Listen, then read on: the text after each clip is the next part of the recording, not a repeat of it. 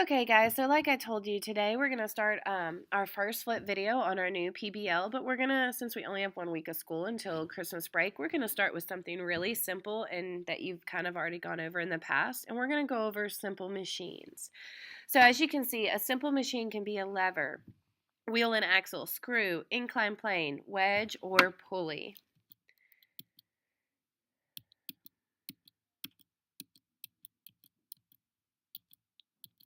And so there are some pictures of them. All right, so why are simple machines useful? Well, a simple machine is useful because they make a physical job easier by changing the amount or the direction of a force that is exerted to do work. So just summarize it. A simple machine makes work easier by changing the amount or the direction of the force. So let's talk about the actual definition of what machines do. Machine is a tool to help us do work. Now, the way that they can help us do work is they can change the amount of force on an object, or they can change the direction of the force. These two things, one of the other or a combination of both, can make work easier. Now, when I say the word work, I don't mean like, oh, I go to work to be a teacher, or your parents go to work. I mean the actual scientific term of work. So let's define a force. That was on your pretest. A force is defined as a push or a pull. This is something that you learned in 3rd grade, so it should be really easy. A force is a push or a pull. Definitely write that down in your C notes. An example would be if I pushed a bookshelf to move it. If I'm pushing my chair in, I'm applying a force. If I'm pulling my chair out, I'm applying a force. So all forces are going to be a push or a pull in a certain direction. So let's talk about the definition of energy. And again, I do want you to write all these definitions down. Energy is the ability to do work. And an example would be, I must have energy to run a mile. Now, since we just finished our PBL on energy transformation, you know that if you were going to run a mile, you have the stored energy of chemical energy that is being transformed into kinetic energy or mechanical energy. But it's still your ability to do work. So work, the definition for work, is the result of a force moving an object. So an example would be like picking up something heavy is hard work. If I wanted to pick up a box, as I'm bending down, I am trying to pull that box up, right? I'm applying a force. And because I'm trying to pick that box up, the direction would be up. So I'm having to do work on that box. Now, the definition of a load when we're going to be talking about simple machines is the weight that is being moved, lifted, or supported by a simple machine. So an example, if I'm trying to move a box, the load would be a box. If I'm carrying my daughter, the load would be my daughter. If I'm trying to move a stump from out of the ground, the load would be the stump. It's the object that you are using the simple machine on. Okay, so now that we got most of the terms out of the way, again, if you need to pause the video and go back, you're definitely going to have to know the definitions. So let's talk about some examples of an simple machine, which is an inclined plane. The definition of an inclined plane is a slanted surface to make lifting easier. Examples can include ramp or stairs. If we're needing to travel a great distance, an inclined plane is slanted to make maybe the distance longer, but the amount of work and force easier. So what is an inclined plane? Inclined plane is a ramp can be an inclined plane. A ramp helps us move objects. You can use an inclined plane to help move an object to a higher or lower point. Like if you are handicapped, you can't use stairs, you're going to use a ramp, which is going to be allow you to get from that higher or lower point. So let's look at this inclined plane, okay? As this person is pushing this huge boulder up this inclined plane, he is applying a force on the boulder. That's what's moving it. Oh, sorry. But resistance and gravity are forces that are opposing his motion. So an inclined plane is a simple machine that helps to reduce the effort needed to move a load. So I want you to think about if you had to take this load and roll it up a hill or lift it up some stairs. Which one do you think would be easier? It is rolling it up an inclined plane.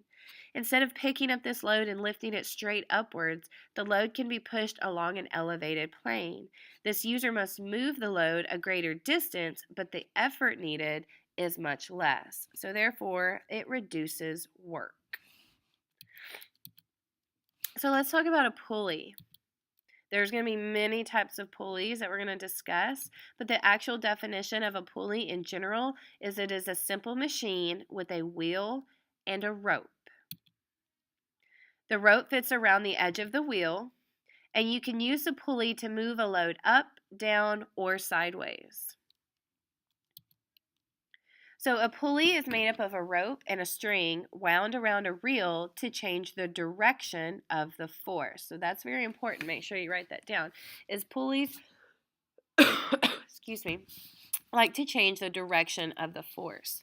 Examples of some pulleys could be a flagpole, a clothing line, cranes, a fishing reel. These are all pulleys. So here's some examples where pulleys could be used. Like we said, the flagpole, the clothing line, the sailboat, the blinds, a crane. A pulley is a simple machine that is consisting of a wheel with a groove and a rope. A fixed pulley is anchored to a single spot and it can rotate but does not move up or down. A movable pulley is free to move up and down. So a fixed pulley is like it's mounted to something. It itself cannot move, where a movable pulley can move with the load. And then you can have what is called a pulley system, which is a group of 2 or more pulleys working together to lift a load. So here is a single fixed pulley. This pulley provides a user directional advantage, allowing someone to pull down to lift the load. Now, we all know it's a lot easier to pull something down than up because we have gravity on our side. So the effort needed to lift this load is equal to the weight of the load. This is because the load is supported by only one rope arm. It must also pull the amount of the rope equal to the height at which you want to lift the load. So notice how right here, this is our pulley, and we have one. And it's fixed because even though the load is moving, the pulley is not. And so we are pulling the rope down to allow our load to go up. So we're changing the direction. That's what we mean by here, by directional advantage. So now let's talk about a single movable pulley. Now, again, we only have one pulley, so that's why it's single. But unlike the other one where it was mounted to the ceiling, this pulley is moving with the weight. And so that's why it's considered a movable pulley. Again, the pulley system this one is providing a mechanical advantage, meaning that it's actually helping to reduce the amount of weight that you're lifting. Each load arm supports about half the weight of the load, so the pulley is using only about 10 pounds of effort to lift this load. You don't need to write all the details down, just make sure you understand the difference. A single fixed or single movable pulley. So here we are, here's our single fixed, here's our single movable, and this one, again, the movable is changing the mechanical, and then the fixed is changing the directional. They're both advantages, so they're both reducing work by changing the direction or the weight. All right, so here's pretty much everything we just kind of went over. If you need to write it down, you have a single fixed pulley, which always affects the directional advantage. A single movable pulley, which affects the mechanical advantage. And then sometimes you can combine the two together, which is called a compound pulley system, which allows the user to gain both mechanical and directional. Pulley systems is helpful because it decreases which one do you think it is? Amount of effort needed to lift an object, the amount of rope needed to lift an object, the weight of an object, or the height of which the object is needed to be lifted. So what do you think pulleys help us do? Well, the correct answer is A. Okay? When a pulley system with one or fixed removable pulleys is used, they are using two strands of rope pulling up the object. Now, you do not need to write this explanation down. It's just showing you, like I'm just trying to help you to see how it's lifting the effort. So if we go back, you're not changing the amount of rope. You can't actually change the weight of an object. You can change the amount of work you put in and the force, but not the weight. All right, second question. Which pulley system will allow the armchair to be lifted with the least amount of effort? So notice we have a one fixed pulley system. Okay, so we're going to pull down. This is going to go up. Here we have a 3 compound pulley system. Again, we have a 4 compound pulley system and a 5 compound pulley system.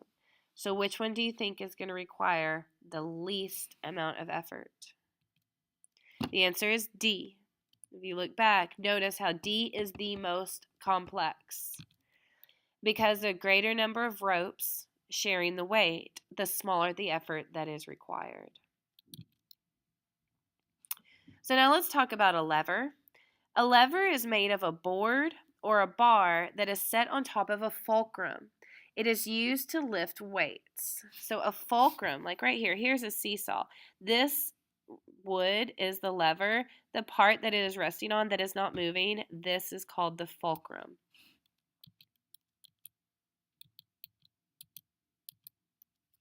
So no matter whether we're talking about a pulley, an inclined plane, a lever, all simple machines allow users to move to make more easily accomplished work. Okay, so if you need to pause the video, go back and write it all down. The only ones we're really going to be working on, again, are the pulley, the inclined plane, and a little bit on the lever. All right, I'll see y'all tomorrow. Bye.